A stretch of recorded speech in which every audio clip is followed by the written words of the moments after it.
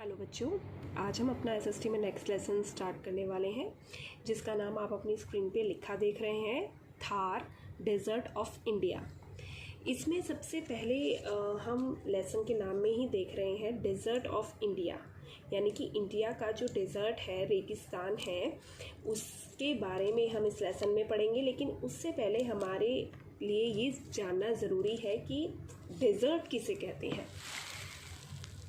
तो अब आप पढ़ सकते हैं कि डेजर्ट किसे कहते हैं। It is a place where rain and vegetation is less, यानी कि जहाँ पर बारिश बहुत कम होती है और वहाँ पर वेजिटेशन यानी कि प्लांट्स और जो हमारे ट्रीज़ होते हैं वो भी बहुत कम होते हैं, क्योंकि ये एक दूसरे को रिलेट करते हैं। अगर बारिश कम होगी तो फिर प्लांट्स भी कम ही होंगे। क्यों? क्योंकि उनको पानी नहीं मिलेगा। ठीक है, तो ये हमारी डेजर्ट की डेफिनेशन हुई कि हम किसे बोलते हैं। उसके बाद हमारे जो मेन डेजर्ट्स होते हैं वो 2 पार्ट्स में डिवाइडेड होते हैं, यानी कि एक तो होता है कोल्ड डेजर्ट और एक होता है हॉट डेजर्ट। हॉट डेजर्ट का एग्जांपल है जैसे थार और सहारा। इसके बारे में हम इस लेसन में पढ़ेंगे भी, तो हमें और क्लियर हो जाएगा कि इसमें क्या होता है। और नेक्स्ट होते हैं कोल्ड डेजर्ट, जिसका एग्जाम्पल है जरेवी या फिर लद्दाख भी हमारे इंडिया में है, जो कोल्ड डेजर्ट में आता है। तो ये 2 तरीके के डेजर्ट हम पढ़ते हैं, जिसमें से हम आज पढ़ेंगे थार डेजर्ट के बारे में। तो सबसे पहले हमने डेजर्ट जान लिया, अब हम देखते हैं थार डेजर्ट की लोकेशन कहाँ पर है, यानी कि ये कहाँ पर होता है। तो जो इसकी लोकेशन है वो है हमारी राजस्थान में। इंडिया की एक जो वेस्ट साइड की स्टेट है, आप लोगों ने इंडिया के नक्शे में पढ़ा होगा, जो वेस्ट वाली साइड की हमारी स्टेट है वो राजस्थान, उसमें है हमारा थार डेजर्ट। इसको मैं आपको नक्शे की हेल्प से समझाती हूँ तो आपको ज़्यादा क्लियर होगा। ये देखिए, इसमें हम देख पा रहे हैं राजस्थान देख रहे हैं हम, और जो डार्क कलर से दिखाया हुआ है वो है हमारा थार डेजर्ट। ये हमारा इंडिया का नक्शा है, ये पाकिस्तान आ गया और ये राजस्थान के अंदर हमारा थार डेजर्ट, जो इसको हमें नक्शे में ईजिली विजिबल है। इसके बाद नेक्स्ट हम पढ़ते हैं कि थार डेजर्ट जो है हमारा, वहाँ पर क्लाइमेट कैसा रहता है।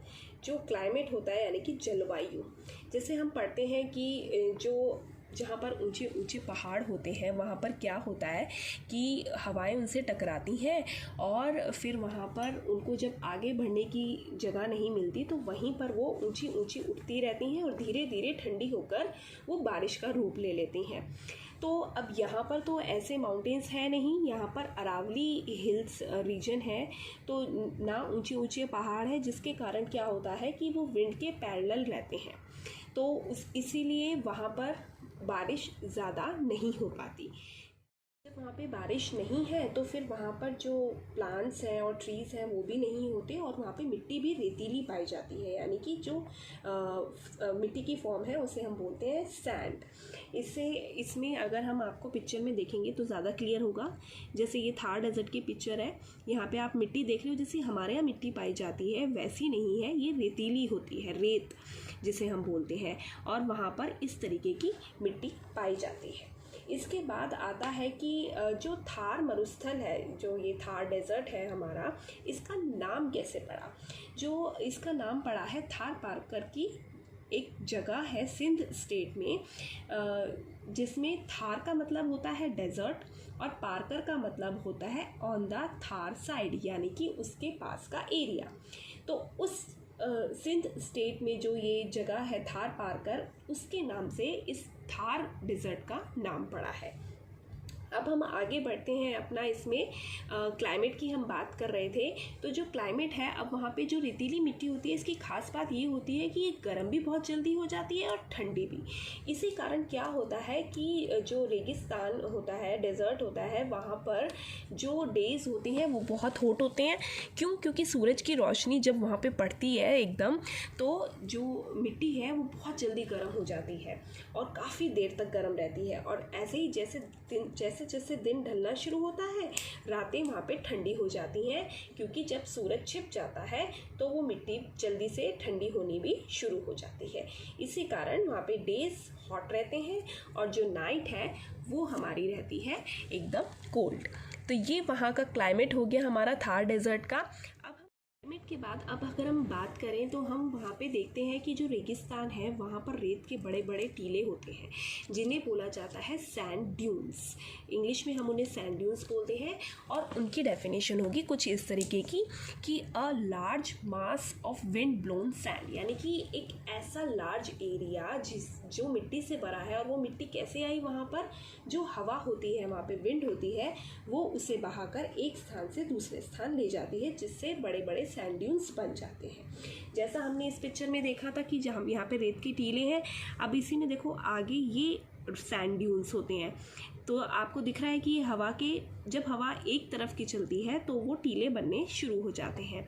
ये सैंड ड्यून कितना अलग है और ये सैंड ड्यून कितना अलग है, क्योंकि जैसे जैसे हवा अपनी डायरेक्शन बदलती है वहाँ पे रेत के टीलों की डायरेक्शन अपने आप बदलनी शुरू हो जाती है, क्योंकि हवा रेत को बहा के अपने साथ ले जाती है और एक जगह पर इकट्ठा कर देती है। अब इसके बाद एक वहाँ पे जैसे हमारे यहाँ गर्मियों में लू चलती है, जिसे बोलते हैं, मम्मी बोलती है कि बाहर मत खेलो, लू चल रही है, वो आपको नुकसान करेगी। ऐसे ही रेगिस्तान में भी, डेजर्ट एरिया में भी बहुत ज़्यादा लू चलती हैं। तो इसी कारण वहाँ पे जो दिन होते हैं वो बहुत गर्म रहते हैं। तो इसमें हम लू की डेफिनेशन देखेंगे, wind which is hot and dry and blows fast, यानी कि इसकी लू किसे कहते हैं, एक तो गर्म, ऐसी हवाएं जो गर्म होती हैं, सूखी होती हैं और बहुत तेज़ी से बहती हैं। अब इसी से और आगे बढ़ते हुए हम पढ़ते हैं डेजर्ट की वेजिटेशन के बारे में। जैसा कि मैंने आपको बताया कि वहाँ पे जो रेन होती है वो बहुत ही कम है, जिसके कारण वहाँ पर जैसे हमारे यहाँ पेड़ पौधे पाए जाते हैं या दूसरी स्टेट्स में पेड़ पौधे पाए जाते हैं वैसे नहीं होते, उनसे बहुत ही अलग होते हैं। वहाँ पे पाई जाती हैं कुछ खास तरीके की श्रब्स, झाड़ियाँ और थॉर्नी प्लांट्स, यानी कि कांटों वाले प्लांट्स। जैसे कि एग्जाम्पल मैंने आपको दिया है, आप स्क्रीन पर लिखा देख रहे हो, कीकर का पेड़ हो गया, बबूल हो गया, कैक्टस हो गया, डेट्स यानी कि खजूर के पौधे हो गए, पेड़ हो गए। इसी तरीके से वहाँ पर ऐसी वेजिटेशन ग्रो करती है, क्योंकि जब वहाँ पर लेस रेन है तो फिर वहाँ पे डीप फॉरेस्ट, घने फॉरेस्ट कहाँ से आएंगे, क्योंकि पौधों को पानी, इंसान को वहाँ पे पानी बड़ी ही मुश्किल से मिलता है। तो पौधों के लिए तो एकमात्र साधन वहाँ पे बारिश ही होता है पानी के लिए। अब बारिश वहाँ पे मैंने आपको स्टार्टिंग में बताया कि कितनी कम होती है, तो इसीलिए वहाँ पे पेड़ पौधे बहुत कम हैं। लेकिन फिर भी वहाँ पे एक ऐसा एरिया होता है जिसे हम ओएसिस बोलते हैं, जहाँ पर पानी इकट्ठा हो जाता है किसी स्प्रिंग की फॉर्म में, या कह लीजिए वहाँ पे कुआं होता है जिसके आसपास थोड़ी बहुत ग्रीनरी होती है, और वहीं पर लोग ज़्यादातर अपने घर बनाते हैं ताकि उनको थोड़ी ठंडक मिल सके। ओएसिस जिसे बोलते हैं वो, उसकी पिक्चर कुछ ऐसे दिखती है, जैसे आप ये देख रहे हो, रेत के टीलों के बीच में एक ऐसी जगह होती है जहाँ पर आपको पानी मिल जाएगा, या तो यहाँ पे कुआं होता है या फिर इस तरीके से स्प्रिंग होती है पानी की, जैसे झरना समझ लीजिए आप। तो वहाँ पर पेड़ पौधे पाए जाते हैं। तो ये हमने पढ़ी अपनी ओएसिस की डेफिनेशन। इसको एक बार हम अपनी स्क्रीन पे देख लेते हैं ताकि आपको लिखने में आसानी हो और आपको समझ भी आ सके। तो ये है हमारी ओएसिस की डेफिनेशन, अ स्मॉल फर्टाइल और green area in the desert region due to presence of water. ठीक है, एक ऐसा छोटा एरिया जो बहुत ही फर्टाइल होता है, उपजाऊ होता है, यहाँ पे पेड़ पौधे उग सकते हैं थोड़े बहुत, और यहाँ पर वाटर की भी प्रेजेंस होती है। तो ये लेसन हमने थार डेजर्ट के बारे में काफ़ी कुछ जाना, और इसी में आगे कंटिन्यू करेंगे हम नेक्स्ट डे। अभी आप इतना रिवाइज करेंगे और जो आपको वर्कशीट दी हुई है उसे ध्यान से करेंगे।